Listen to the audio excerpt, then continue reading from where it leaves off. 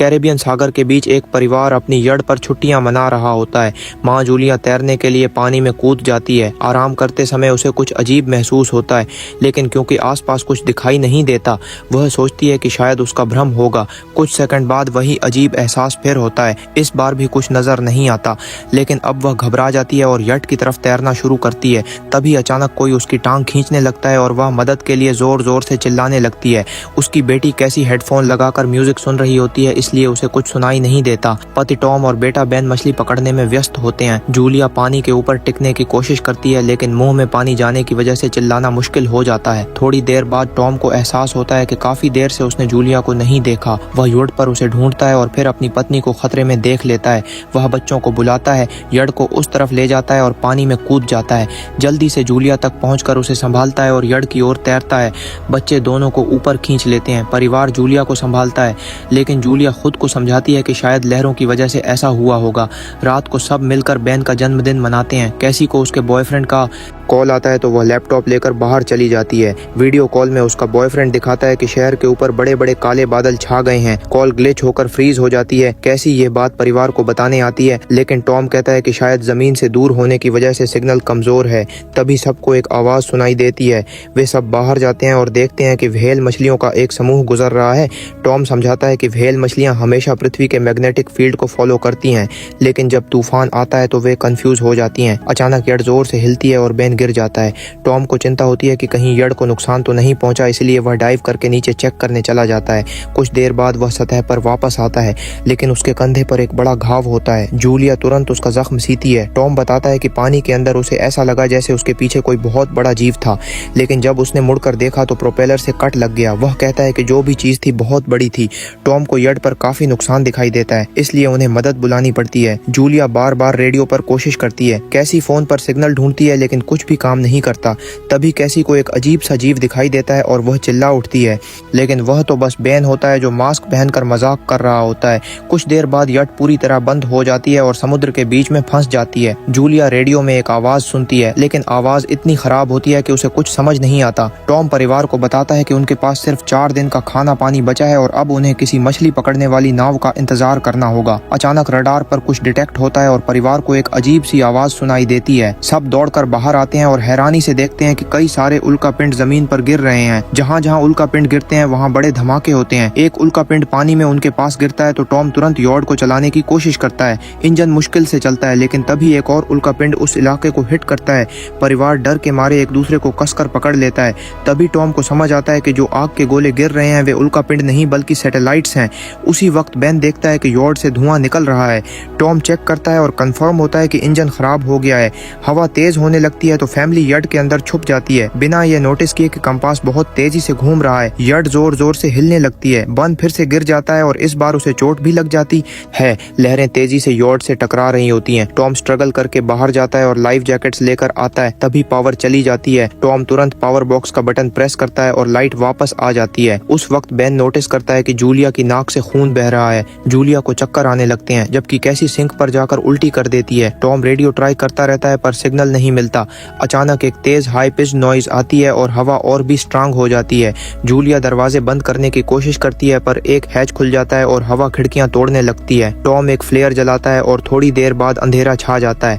अगली सुबह family shock में उठती है कि वह स्टॉर्म से बच गए हैं, लेकिन यॉट आधी तबाह हो गई होती है। जब वह बाहर आते हैं तो देखते हैं कि समुद्र का पानी गायब हो गया है और यट अब जमीन पर अटकी है। सब यह देखकर शॉक में आ जाते हैं। कैसी सिग्नल चेक करती है पर नेटवर्क बिल्कुल डाउन होता है। बन दो मरे हुए केकड़ों से खेलने लगता है। टॉम कंपास चेक करता है और देखता है कि वह उल्टा हो गया है।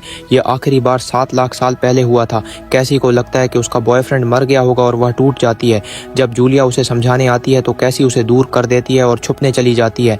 जूलिया और टॉम बची हुई सप्लाई देखते हैं। बेन अपने बर्थडे बलून्स एक पत्थर से बांध देता है ताकि शायद कोई बचा हुआ सर्वाइवर देख ले। टॉम फिर रेडियो ट्राई करता है और इस बार एक आदमी से कनेक्शन हो जाता है। उसका नाम नाउ होता है और वह एक सबमरीन का कैप्टन होता है। उसकी सबमरीन भी लैंड पर अटक गई है। वो कंफर्म करता है कि मैग्नेटिक पोल्स रिवर्स हो गए हैं, इसलिए ओशन पीछे हट गया है और जमीन डूब गई है। वो कहता है कि उसने अभी तक और सर्वाइवर्स नहीं देखे और कम्युनिकेशन सिस्टम्स बिल्कुल डाउन हो गए हैं। वो मजीद यह भी कहता है कि पोल्स फिर रिवर्स होंगे और शायद एक हफ्ते में समुद्र वापस आ जाएगा। वह फैमिली को वार्न करता है कि जितना हो सके ऊंची जगह चढ़ जाओ, क्योंकि जब पानी वापस आएगा तो वह बहुत खतरनाक होगा। वह बोलता है उसका पार्ट पार्टनर क्रैश में मारा गया और सबमरीन में बस 3 लोगों की ही जगह है। जूलिया और टॉम उससे कहते हैं कि प्लीज हमारे बच्चों को बचा लो। वो उन्हें अपने कोऑर्डिनेट्स दे देता है। टॉम कैलकुलेट करता है कि सबमरीन तक पहुंचने में 2-3 दिन लगेंगे। वो फैमिली से कहता है आज रात अच्छे से आराम कर लो, कल सुबह हम निकलेंगे। अगली सुबह फैमिली सामान पैक कर रही होती है, तभी टॉम को पास में कुछ हिलता हुआ दिखता है। वह एक लंगड़ा आदमी होता है जिसके हाथ में हारपून होती है और साथ में एक कुत्ता लगातार भौंक रहा होता है। टॉम उसके पास जाता है और उसे पानी की बोतल देता है, लेकिन वह आदमी कुछ ऐसी भाषा में बोलता है जो टॉम समझ नहीं पाता। पानी पीने के बाद वह अजनबी अचानक टॉम के सिर पर बोतल मारता है और चेहरे पर जोर का लात मार देता है। जूलिया डर के मारे भागती है, लेकिन तब तक देर हो चुकी होती है। वह आदमी टॉम के पेट में हारपून घुसा चुका होता है। टॉम कुछ पल तक तड़पता है और फिर वह उसकी गर्दन भी काट देता है। फिर वह आदमी जूलिया के पीछे भागता है और उस पर हारपून फेंकता है, जिससे उसके कंधे में चोट लग जाती है। जूलिया दर्द सहते हुए यट के अंदर भागती है और बच्चों को बोलती है कि छुप जाओ। वह दरवाजा लॉक कर देती है। कैसी और बेन सोफे के अंदर घुस जाते हैं। जूलिया उन्हें फ्लेयर गन पकड़ाती है और खुद एक चाकू लेकर बाथरूम में छुप जाती है। वह आदमी दरवाजे पर जोर जोर से धक्के मारता है और आखिर अंदर घुस ही जाता है। पहले वह थोड़ा खाना उठाता है और फिर यट में इधर उधर ढूंढने लगता है। फिर बाथरूम की तरफ जाता है, लेकिन जूलिया समझदारी से एक छोटे छेद से बाहर निकल जाती है। वह आदमी सोचता है कि जूलिया भाग गई, लेकिन जैसे ही वह धीरे से निकलने लगती है, उसका कुत्ता उसे देख लेता है और भौंकने लगता है। कुत्ता उस पर झपटता है तो जूलिया चाकू से उसे मार देती है। कुत्ते की चीख सुनकर वह आदमी बाहर आता है और अपने कुत्ते की लाश देखकर आग बबूला हो जाता है। इस बीच जूलिया यड़ के दूसरे साइड से अंदर जाने की कोशिश करती है। वह ऊपर चढ़कर टूटी हुई खिड़की से अंदर घुसने लगती है, लेकिन वह आदमी पहले ही वहां पहुंच जाता है। वह उसे पकड़कर जोर से मुक्का मारता है, जिससे वह नीचे गिर जाती है। जूलिया फर्नीचर पकड़कर बचने की कोशिश करती है, लेकिन वह आदमी उसे लात मारकर दूर फेंक देता है। फिर वह उसकी कलाई पर पैर रख देता है ताकि वह चाकू छोड़ दे, और फिर उसके बाल पकड़कर उसका चेहरा जमीन पर दे मारता है और सोफे पर फेंक कर उसका गला दबाने लगता है। बच्चे यह सब कुछ देख रहे होते हैं। कैसी बाहर निकलकर फ्लेयर गन चलाती है जो सीधा उस आदमी को लगती है। वह जल उठता है और यट में आग फैलने लगती है। बच्चे तुरंत भाग जाते हैं, लेकिन जूलिया वापस आती है। वह उसे एक किक मारकर गिराती है, मैप और बैग उठाती है और वहां से भाग जाती है। बेन और कैसी अपने पापा के पास जाकर रोने लगते हैं। जूलिया भी उनके साथ बैठ जाती है और तीनों मिलकर आंसुओं के साथ टॉम को आखिरी अलविदा कहते हैं। तभी वह डरावना आदमी फिर यट से बाहर निकल आता है तो फैमिली फिर से भागने लगती है। कुछ ही देर में यट एक बड़े धमाके के साथ उड़ जाती है। थोड़ी दूर चलने के बाद वह लोग एक छोटे से झरने के पास रुकते हैं ताकि थोड़ा आराम कर सकें। कैसी सोचती है कि शायद वह पागल आदमी उनके पास गुब्बारे देखकर आया था। यह सुनकर बैन खुद को कसूरवार मानने लगता है। जूलिया उसे समझाती है कि इसमें उसकी कोई गलती नहीं थी और सबको आगे बढ़ने को कहती है, क्योंकि वह आदमी अभी भी उनके पीछे है। रास्ते में एक छोटे तालाब के पास बंद एक मरी हुई हैमर हेड शार्क देखकर हैरान रह जाता है। तभी जूलिया नोटिस करती है कि वो आदमी फिर उनके करीब पहुंचने वाला है। सब लोग दौड़ पड़ते हैं और एक रेत के टीले से नीचे गिर जाते हैं, जहां उन्हें जहरीला कचरा दिखाई देता है। फैमिली सावधानी से उसे पार करती है और लगता है कि उन्होंने उस आदमी से पीछा छुड़ा लिया है। चलते चलते उन्हें बड़े बड़े मरे हुए सी एनिमल्स और समुंदर के नीचे जमा हुआ सारा प्लास्टिक दिखने लगता है। बेन धीरे धीरे चलने लगता है तो जूलिया समझ जाती है कि वह डिहाइड्रेशन के करीब है। वह सबको रुकने को कहती है। जब वह पानी की बोतल देखती है तो उसे झटका लगता है। बोतल में पानी लगभग खत्म हो चुका होता है। कैसी को एहसास होता है कि शायद उसने बोतल ठीक से बंद नहीं की थी। जूलिया गुस्से में चिल्लाती है कि उसकी लापरवाही की वजह से पानी खत्म हो गया। कैसी जवाब देती है, क्या फर्क पड़ता है, वैसे भी हम बचने वाले नहीं हैं। दोनों के बीच लंबी बहस होती है, फिर भी फैमिली आगे चलती रहती है। कुछ देर बाद उन्हें एक क्रैश हुआ प्लेन मिलता है। अंदर कुछ हिलता डुलता देख सब डर जाते हैं, लेकिन वह सिर्फ कुछ पक्षी होते हैं। फैमिली तय करती है कि रात यहीं प्लेन के अंदर गुजारेंगे। वह थोड़ा सा स्नैक शेयर करते हैं और जूलिया को टॉम की जैकेट में एक फैमिली फोटो मिलती है, जिसे देखकर उसका दिल टूट जाता है। कैसी पूछती है, मॉम आप और डैड की लव स्टोरी क्या थी? जूलिया मुस्कुराकर बताती है, टॉम हॉस्पिटल में मेरा पेशेंट था। फिर एक दिन उसने फूल और एक प्यारी सी कविता देकर अपना प्यार जताया था। रात के बीच में कैसी प्लेन से बाहर जाती है, तभी वह डरावना आदमी उसे पीछे से पकड़ने की कोशिश करता है, लेकिन जूलिया अचानक पीछे से उस पर टूट पड़ती है और बार बार चाकू से वार करके उसे मार देती है। कैसी अपनी माँ को गले लगाकर शांत करती है। अगली सुबह उस आदमी की लाश पर कीड़े गुंड पड़े होते हैं। फैमिली नोटिस करती है कि उसके शरीर पर कई काटने के निशान हैं, मतलब इस एरिया में कोई खतरनाक जीव छिपा हुआ है। जैसे ही वह लोग वहाँ से निकलते हैं, केकड़े उसके मुंह से बाहर निकल आते हैं। कुछ घंटों बाद जूलिया और कैसी मैप देख रही होती हैं, लेकिन बेन धीरे से आगे निकल जाता है। जूलिया चिल्लाती है, रुक जाओ, लेकिन बेन एक तालाब में झुककर पानी पीने लगता है। जूलिया तुरंत उसे खींचकर बाहर निकालती है और समझाती है कि अनजान पानी उसे बीमार कर सकता है। धूप बहुत तेज हो जाती है तो फैमिली अपने सिर कपड़ों से ढक लेती है। बेन को चक्कर आने लगते हैं। तभी उन्हें कुछ पुरानी कुर्सियां मिलती हैं और जूलिया अब कैसी उनसे एक टेम्परेरी शेल्टर बना लेती हैं। जूलिया बेन को इंजेक्शन लगाती है और तय करती है कि वह रात वहीं बिताएंगे। सुबह जूलिया एक अजीब सी आवाज सुनकर उठती है। बाहर जाकर देखती है तो क्रैब्स का एक बड़ा झुंड उनकी तरफ आ रहा होता है। वह तुरंत बच्चों को उठाती है और तीनों भागना शुरू कर देते हैं। भागते भागते उन्हें एक बड़ा कार्गो शिप दिखाई देता है। वहाँ 3 क्रू मेंबर्स जिंदा होते हैं। एक औरत उनकी मदद करना चाहती है लेकिन बाकी 2 आदमी मना कर देते हैं और तीनों फैमिली को बाहर छोड़कर कंटेनर लॉक कर लेते हैं। क्रैब्स पास आ जाते हैं। जूलिया बच्चों को कंटेनर के ऊपर चढ़ाती है। खुद जब चढ़ने लगती है तो क्रैब्स उसके पैर को जोर से काट लेते हैं। बच्चे उसे खींचकर ऊपर चढ़ाते हैं, नहीं तो वह नीचे गिर जाती। कंटेनर के एक छेद से आधे क्रैब्स अंदर घुस जाते हैं। क्रू मेंबर्स फायरिंग शुरू करते हैं लेकिन क्रैब्स उन पर हावी हो जाते हैं और दोनों को मार डालते हैं। आखिरी आदमी छत के होल तक पहुंचता है लेकिन क्रैब्स उसे भी नीचे खींच लेते हैं और वह भी मर जाता है। जूलिया अपने जख्म पर पट्टी बांधती है और बेहोश हो जाती है। कुछ देर बाद जब वह उठती है तो खुद को रेत के तूफान के बीच अकेली पाती है। वह घबराकर बच्चों को ढूंढने लगती है। एक मरी हुई औरत का हथियार उठाती है और जोर जोर से चिल्लाती है। कैसी उसकी आवाज सुनकर लौट आती है और बताती है कि वह और बेन मदद ढूंढने गए थे लेकिन कोई नहीं मिला।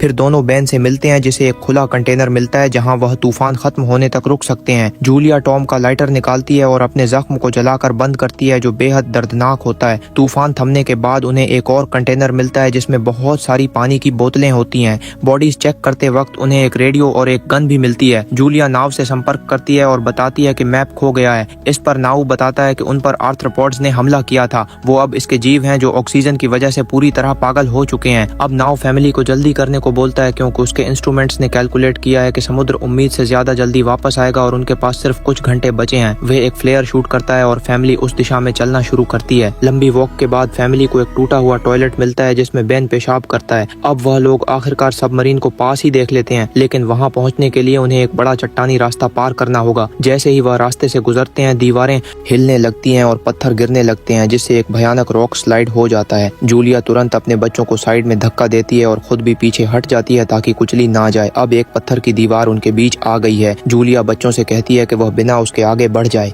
लेकिन कैसी मना करती है और जोर देती है कि उसकी माँ को चढ़ने की कोशिश करनी चाहिए। बहुत बहस होती है और चिल्लाने के बाद जूलिया वादा करती है कि वह बाद में अपने बच्चों को ढूंढ लेगी। मजबूर होकर कैसी अपने भाई को खींचकर आगे ले जाती है। बच्चे चट्टानी रास्ता चढ़कर सबमरीन की तरफ भागते हैं लेकिन वहां पहुंचकर देखते हैं कि नाव बाहर खून में लथपथ पड़ा है।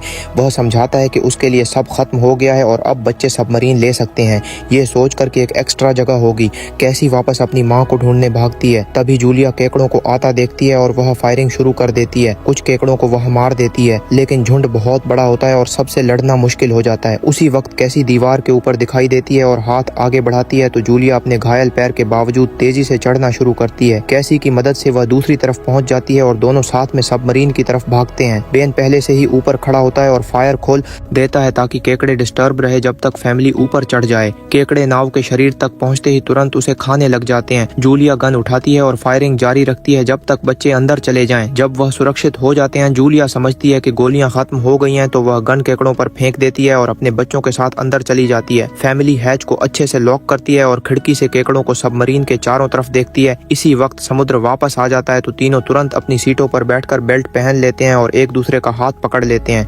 तेज लहरें सबमरीन को जोर जोर से इधर उधर फेंकना शुरू कर देती हैं जिससे जूलिया को पूरी जर्नी के विजन दिखने लगते हैं और कैसी उल्टी कर देती है। जल्दी ही वो हाई पिच आवाज वापस आती है और फैमिली बेहोश हो जाती है। कुछ देर बाद जूलिया और बच्चे होश में आते हैं और खुद को जिंदा देखकर खुश होते हैं। वो हैच अनलॉक करके बाहर निकलते हैं और देखते हैं कि लहरों ने सबमरीन को एक तबाह शहर में गिरा दिया है। यानी अब जिंदा रहने और नया जीवन शुरू करने की उम्मीद है। और यहीं पर फिल्म खत्म होती है।